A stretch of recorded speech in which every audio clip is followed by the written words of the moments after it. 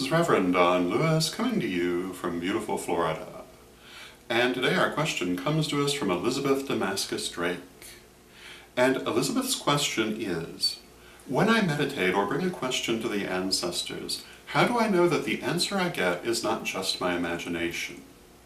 And this is a very important question. It's something that I think everyone who does clairvoyant work asks themselves from time to time, especially when they're beginning. How do I know I'm not just imagining it?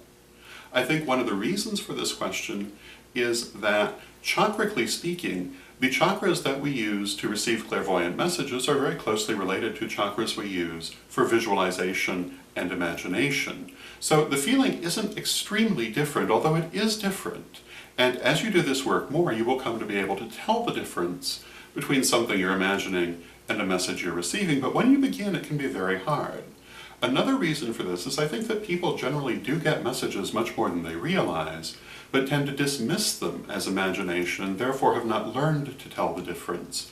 Even though, again, there is a difference that you will eventually be able to tell, but when you begin, it can be very hard to know whether you are imagining or receiving a message. What I would say is that it's very, very important when bringing through the message to trust what you get and not to second guess or analyze it. Just let it come through you, write it down, speak it out, whatever it is that you're doing, or just record it in your mind, but just let it come through first, and then analyze it, ask yourself, do I believe this message, etc.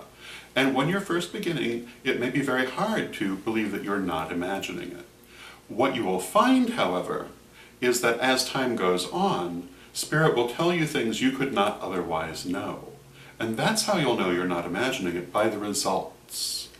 And I would say that within a matter of weeks, you should be seeing things that you would have no way to know. It could not have just come from you because you did not have it.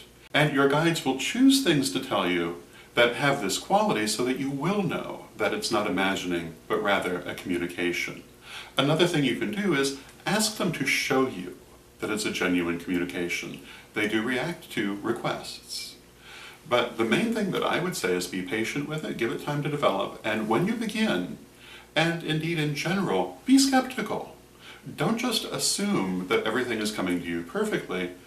Do definitely use common sense in how you apply any information you get. And you should always do that, but what you will find again is that as you go forward, there will be a track record. You will see that you're getting good information, and you'll see how good it is or isn't. And you can factor this into your decisions of how to use it as well. I always tell people that if Spirit tells you to sell everything you own and go buy lotto tickets, you should not do this. However, if you've been doing it for many years, and you have a really good track record, well, maybe you should buy a lotto ticket. But in general, use common sense. Do not judge the message as it comes, but use your common sense in analyzing how to apply it.